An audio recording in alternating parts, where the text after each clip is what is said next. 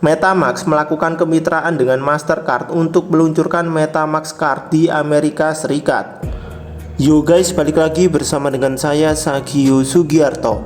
Di video kali ini di tanggal 27 Februari 2026 saya share lagi berita update mengenai kripto.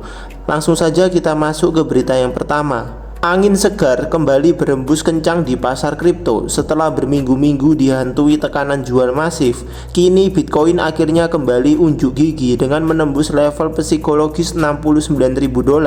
Momentum kebangkitan ini didorong kuat oleh kembalinya selera investor institusi terhadap instrumen Exchange Trade Fund ETF Bitcoin. Setelah mengalami pendarahan selama 5 minggu berturut-turut yang mencatat total arus keluar outflow mencapai 3,8 miliar dolar, ETF Bitcoin kini mulai membalikkan keadaan. Menurut data terbaru dari CoinGlass mengenai arus masuk dana ETF Bitcoin, produk investasi ini berhasil membukukan arus masuk bersih net inflow sebesar $506 juta hanya dalam satu hari perdagangan. Melalui produk investasinya, iShares Bitcoin Trust ETF (IBIT), BlackRock sukses meraup porsi arus masuk terbesar yakni mencapai $297 juta.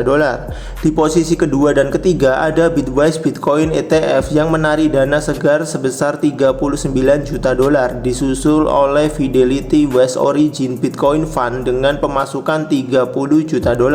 Volume perdagangan harian ETF Bitcoin secara keseluruhan juga ikut melonjak tajam menembus angka 5,3 miliar dolar, level tertinggi sejak awal bulan Februari. Rapor hijau selama 2 hari berturut-turut ini memunculkan harapan bahwa fase sell-off gila-gilaan yang sempat menghapus 20 miliar dolar aset bersih di bulan ini mungkin telah berakhir. Meskipun arus dana kembali deras, rally Bitcoin kali ini tidak lepas dari perdebatan panas di komunitas kripto. Saat ini sedang ramai diperbincangkan peran firma market maker Jane Street serta authorized partisipan APS dalam menentukan harga Bitcoin. Rumor yang beredar di platform X, entitas besar tersebut diduga memanipulasi harga melalui paparan derivatif tanpa benar-benar memegang aset aslinya. Sebuah praktik yang sering disebut sebagai paper Bitcoin. Kekhawatiran soal integritas pasar ini makin menguat setelah adanya insiden di bursa kripto Korea Selatan Bithumb yang secara keliru mendistribusikan 620.000 Bitcoin yang sebenarnya tidak pernah mereka miliki. Terlepas dari kontroversi manipulasi pasar tersebut, kembalinya arus dana masuk $0,5 miliar ini menjadi sinyal kuat bahwa institusi Wall Street masih menaruh kepercayaan tinggi pada prospek jangka panjang Bitcoin. Untuk detailnya kalian bisa mengecek sendiri di sini. Oke, kemudian kita lanjut ke berita yang kedua. MetaMask melakukan kemitraan dengan Mastercard untuk meluncurkan MetaMask Card di Amerika Serikat. Untuk detailnya kalian bisa mengecek sendiri di sini. Oke, kemudian kita lanjut ke berita yang ketiga. Ethereum kembali menembus level $2.000 mencerminkan momentum pemulihan yang signifikan. Oke, kemudian kita lanjut ke berita yang keempat. Landscape investasi korporasi di dunia kripto kembali diwarnai oleh manuver mengejutkan. Perusahaan publik yang sebelumnya dikenal agresif memborong Ethereum, ETH-Zilla, kini resmi mengumumkan strategi bisnis dan rebranding menjadi Forum. Kabar strategis ini rupanya disambut sangat positif oleh para investor di Wall Street. Tercatat harga saham ETH-Zilla melonjak lebih dari 13% menyentuh angka $3,9 yang merupakan level tertingginya dalam sebulan terakhir.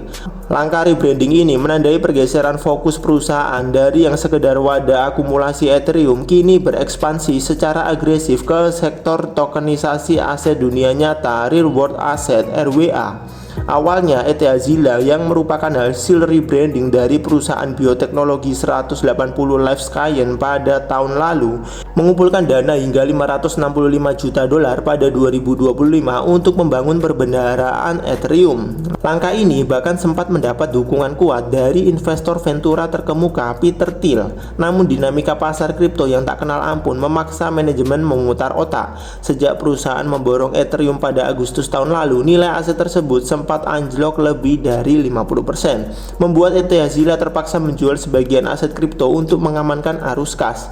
Pada bulan Oktober lalu, mereka menjual Ethereum senilai 40 juta dolar untuk buyback sahamnya, disusul penjualan Ethereum senilai 74,5 juta dolar pada bulan Desember untuk melunasi hutang. Lebih mengejutkannya lagi, berkas SEC terbaru mengungkapkan bahwa Peter Thiel dan founder Fund kini telah keluar dari posisi investasi mereka di perusahaan tersebut. Alih-alih hanya bergantung pada fluktuasi harga koin kripto, manajemen forum nama baru ETH Zilla kini menargetkan pendapatan dan arus kas nyata cash flow melalui platform tokenisasi RWA. Mengutip laporan yang ada, ETH Zilla baru mengakuisisi portofolio pinjaman rumah prefabrikasi dan modular senilai 4,7 juta dolar. Rencananya akan ditokenisasi di atas jaringan layer 2 Ethereum dengan target yield tahunan di atas 10%. Tak hanya itu, mereka juga membeli 2 mesin pesawat komersial yang nantinya akan ditokenisasi dan diperdagangkan melalui sistem perdagangan alternatif yang diatur oleh SEC. Meski kini berfokus pada sektor aset tradisional yang dibawa ke blockchain, perusahaan tidak sepenuhnya meninggalkan kripto. Saat ini ETH Zilla masih memegang 69.802 Ethereum, menjadikannya sebagai pemegang Ethereum korporat terbesar ke-7 di dunia. Langkah adaptif dari forum ini membuktikan bahwa narasi RWA kini menjadi salah satu pendorong nilai yang paling dicari oleh investor institusi di ekosistem Web3. Untuk detailnya kalian bisa membaca sendiri di sini. Oke, kemudian kita lanjut ke berita yang terakhir hari ini.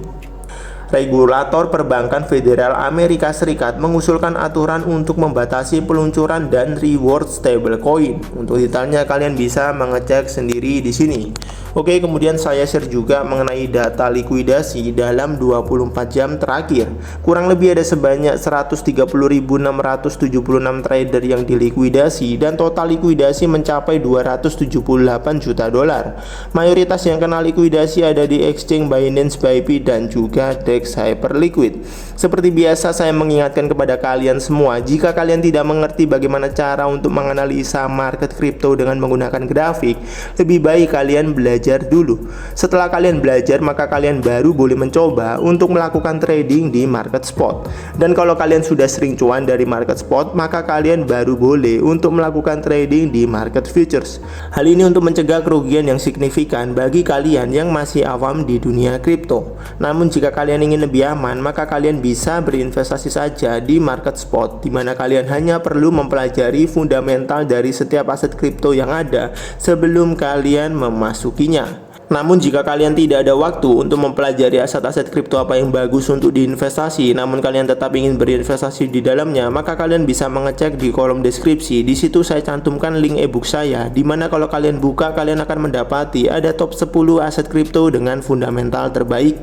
Ebook ini saya buat khusus buat kalian yang memang tidak ada waktu untuk mempelajari aset kripto, tapi kalian ingin berinvestasi di dalamnya. Oke, kemudian kita langsung saja lanjut ke kondisi market kripto hari ini di tanggal 27 Februari 2026. Seperti yang kalian lihat di sini, setelah kemarin mengalami kenaikan, saat ini dalam 24 jam terakhir Bitcoin kembali mengalami koreksi sebesar 1,7%, yang mengakibatkan aset kripto yang lain juga mengalami koreksi setelah kenaikan di hari Kamis kemarin. Ya, inilah kondisi market kripto hari ini di tanggal 27 Februari 2026, dan besok di tanggal 28 Februari 2026 saya akan update lagi berita kripto dan juga kondisi market kripto. Jika video ini bermanfaat buat kalian, maka kalian bisa share video ini. Jika kalian ada pertanyaan terkait aset kripto, kalian juga bisa bertanya di kolom komentar. Saya Sagio Sugiarto pamit, see you in the next video and God bless.